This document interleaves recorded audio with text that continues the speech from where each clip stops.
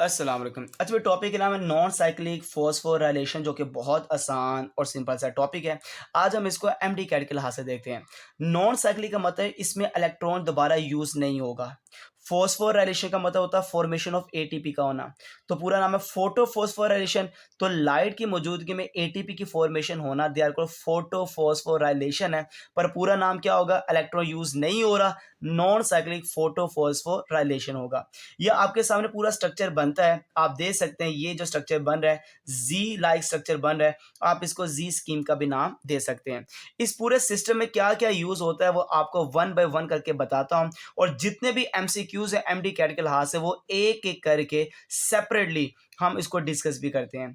इस पूरे पूरे के पूरे जो प्रोसेस के अंदर हम टोटल जो स्टेप्स इसको डिवाइड कर रहे हैं, इस पूरे प्रोसेस को 6 स्टेप में इसको डिवाइड कर रहे हैं। सबसे पहला काम क्या होगा? इस लाइट का आना और इस फोटो सिस्टम को एक्साइट करना, जिसका नाम क्या फोटो सिस्टम 2 है, या इसको फोटो सिस्टम 680 भी कहते हैं, क्योंकि इस वेवलेंथ के लिहाज से ये लाइट को ऑब्जॉर्व करता है। और इस वेवलेंथ के लिहाज से इसका नाम क्या पड़ गया? फोटो सिस्टम 680 है। जबकि ये बाद में डिस्कवर हुआ था, इसको आप फोटो सिस्टम 2 का नाम भी दे सकते हैं। तो स्टेप नंबर 1 में क्या होगा? Excitation of photo system 2 680। सबसे पहले ये एक्साइटेड फॉर्म में जाएगा। स्टेप नंबर 2 में क्या होगा? फोटोलाइसिस, वाटर का स्प्लिट होना। और जो पानी का स्प्लिट होना है इन ल्यूमन ऑफ थैलाकोइड है। तो थैलाकोइड के अंदर फोटोलाइसिस का प्रोसेस होगा, मतलब पानी की ब्रेकडाउन होगी। जैसे पानी टूटेगा तो पानी से 2 प्रोटॉन अलग हो जाएंगे, और इस प्रोटॉन से 2 इलेक्ट्रॉन सेपरेट हो जाएंगे, और ये ऑक्सीजन भी सेपरेट हो जाएगी। ये ऑक्सीजन तो एयर में चले जाएगी, ये इलेक्ट्रॉन फोटो सिस्टम 680 पकड़ लेगा, और जो कि 2H पॉजिटिव जो प्रोटॉन है ये इलेक्ट्रॉन ट्रांसपोर्ट चेन के पास चले जाएगी।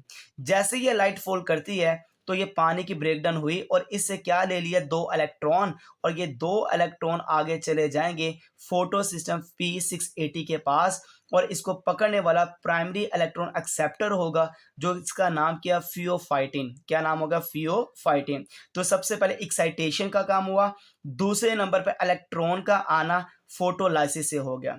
अब तीसरे नंबर पे क्या होगा? इलेक्ट्रॉन आगे जाएगा, और ये जो चेन है आप इसको कहते हैं इलेक्ट्रॉन ट्रांसपोर्ट चेन है। सबसे पहले जो इलेक्ट्रॉन पकड़ा है वो पीईए ने पकड़ा, प्राइमरी इलेक्ट्रॉन एक्सेप्टर। क्या नाम है? दे आर कॉल्ड फियोफाइटिन है। अब इससे इलेक्ट्रॉन आगे जाएगा ये पूरी चेन के पास। इस चेन में क्या क्या मौजूद है? पहला नाम है प्लास्टोक्यूनॉन, दूसरे का नाम साइटोक्रोम कॉम्प्लेक्स BF है, और प्लास्टोसायानिन। ये 3 कंपोनेंट से मिलकर बनती है इलेक्ट्रॉन ट्रांसपोर्ट चेन 1। ये 1 वाली बेटा।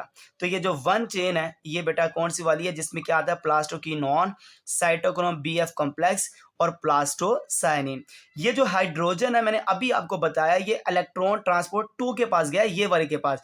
ये 1 के पास नहीं गया ये प्रोटॉन, ठीक है। अब यहां पर आपने देखना है प्लास्टोक्यूनॉन के पास क्या होता है?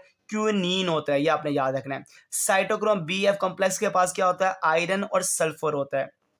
प्लास्टोसाइनिन के पास क्या होता है? कॉपर होता है। अब इलेक्ट्रॉन ऊपर से नीचे जाएगा, पहले प्लास्टोक्यूनोन को देख पकड़ेगा इलेक्ट्रॉन, फिर आगे साइटोक्रोम BF कॉम्प्लेक्स इलेक्ट्रॉन को पकड़ लेगा, फिर इलेक्ट्रॉन को आगे पकड़ लेगा प्लास्टोसाइनिन। इलेक्ट्रॉन ऊपर से नीचे आ जाएगा दूसरे फोटो सिस्टम के पास, जो है फोटो सिस्टम 1 या P700, क्योंकि जिस वेवलेंथ को अब्जॉर्ब करता है वो P700 है। तो 700 नैनोमीटर को अब्जॉर्ब करने की वजह से इसका नाम पड़ गया P700। पहले डिस्कवर होने की वजह से इसका नाम क्या पड़ गया? फोटो सिस्टम 1 पड़ गया। अब जब इलेक्ट्रॉन ऊपर से नीचे आता है तो फॉर्मेशन होती है एटीपी की, क्योंकि इलेक्ट्रॉन की जो एनर्जी कम हो रही है वो एनर्जी यूटिलाइज हो रही है एटीपी की फॉर्मेशन में। और जो प्रोसेस एटीपी को बना रहा है उस प्रोसेस का नाम क्या है? कीमी ऑस्मोसिस है। तो हमारे पास जो स्टेप नंबर 4 आ जाता है उसका नाम क्या है? एटीपी की जनरेशन बाय कीमी ऑस्मोसिस। तो एटीपी का बनना कीमी ऑस्मोसिस के प्रोसेस से, ये स्टेप नंबर हमारे पास क्या आ गया? 4 आ गया। जैसे इलेक्ट्रॉन ऊपर से नीचे गया तो कहाँ पहुंचेगा? नीचे, जिसका नाम क्या है? P700 फोटो सिस्टम है। यहाँ पे अगेन लाइट पड़ेगी।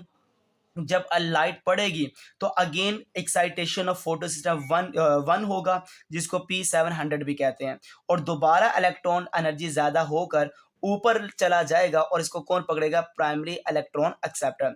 तो 5वें नंबर पे अगेन क्या होगा? फोटो सिस्टम जो 1 है ये एक्साइट होगा, लाइट पड़ेगी, और वही जो इलेक्ट्रॉन पीछे से आया ये ऊपर चला जाएगा ज्यादा एनर्जी होने की वजह से। प्राइमरी इलेक्ट्रॉन एक्सेप्टर के पास। अब इसके बाद अगली चेन आ रही है, यह है इलेक्ट्रॉन ट्रांसपोर्ट चेन, जिसमें FAD आता है, NADP रिडक्टेज आता है। अब मैं आपको ये जरा सा बताता चलो, ये जो FD है इसको फेराडॉक्सिन कहते हैं और इसके पास क्या होता है, आयरन होता है। ये एंजाइम है जिसको कहते हैं NADP रिडक्टेज है।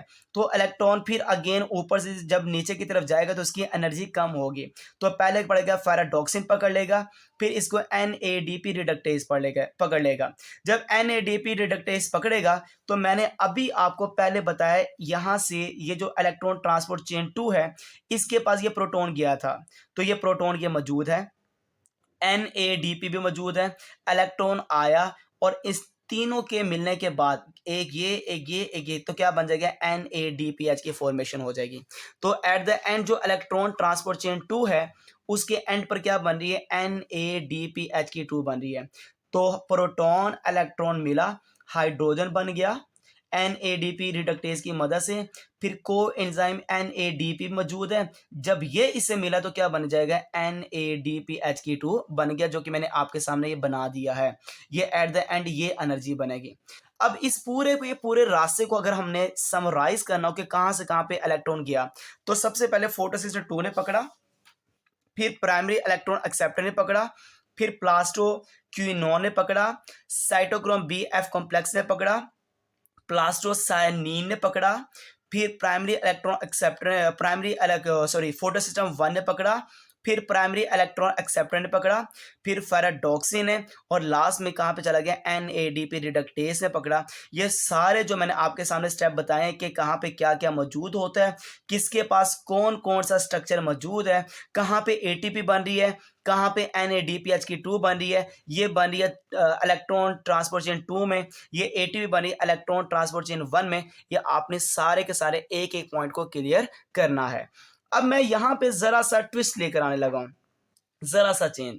आपको पता है कि जो नॉन साइक्लिक है इसमें इलेक्ट्रॉन वापस नहीं आता। अगर साइक्लिक फॉस्फोराइलेशन है तो इसमें इलेक्ट्रॉन वापस आता है, वो नॉन साइक्लिक था, ये कौन सा है, साइक्लिक फॉस्फोराइलेशन। ये बेसिकली उस वक्त होता है जब जरूरत होती है, नहीं तो वही चलता है, जी स्कीम ही चलता है, नॉन साइक्लिक फॉस्फोराइलेशन ही चलता रहता है। ये उस वक्त होगा जब इसकी जरूरत होगी। जरूरत कब होगी, जब ATP बड़ी कम है, NADPH की अक्यूमुलेशन ज्यादा होगी क्लोरोप्लास्ट में, उस वक्त कौन सा प्रोसेस चलता है, साइक्लिक फॉस्फोराइलेशन चलता है। इसमें इलेक्ट्रॉन घूमता रहता है और किसके दरमियान घूमता है, फोटोसिस्टम 1, प्राइमरी इलेक्ट्रॉन एक्सेप्टर, फिर फेराडॉक्सिन के पास, फिर वापस आ जाता है साइटोक्रोम BF कॉम्प्लेक्स के पास, फिर आगे चला जाता है प्लास्टोसायनिन के पास, फिर चला जाता है किसके पास, फोटोसिस्टम 1 के पास। जैसे साइटोक्रोम BF कॉम्प्लेक्स से ये जाता है प्लास्टोसायनिन के पास, तो वहां पे एनर्जी यूज होती है और क्या फॉर्मेशन होती है, ATP। तो ये एक पूरा सर्कल है और इस पूरे सर्कल में एक ही एनर्जी बनती रहती है और वो एनर्जी कौन सी, ATP है। तो जैसे ATP की कमी आती है तो ATP की कमी की वजह से नॉन साइक्लिक किसमें कन्वर्ट हो जाता है, साइक्लिक फॉस्फोराइलेशन के अंदर। ये याद रखिएगा, जब ATP की कमी आती है तो उस वक्त ये प्रोसेस चलता है। इसमें ये कंपोनेंट इन्वॉल्व है जिसमें फोटोसिस्टम 1 है, प्राइमरी इलेक्ट्रॉन एक्सेप्टर है, फेराडॉक्सिन है, साइटोक्रोम BF है और प्लास्टोसायनिन है, और फिर कौन सा, फोटोसिस्टम 700 आ जाता है जिसका नाम क्या, फोटोसिस्टम 1 है। तो यहाँ पे ATP जो जनरेट हो रही है वो कीमी ऑस्मोसिस प्रोसेस से है। यहाँ पे नहीं रिलीज होता ऑक्सीजन NADPH, ये दो चीजें नहीं बनती, और यहाँ पे सिर्फ और सिर्फ एक ही चीज की फॉर्मेशन होती है, उसका नाम क्या है, ATP है। तो दोनों साइकिल मैंने आपके सामने एलेबोरेट किए हैं, एक एक पॉइंट आपके सामने एलेबोरेट किया कि कहाँ पे क्या क्या हो रहा है, ये आपने याद रखना है। जज़ाकल्लाह खैर।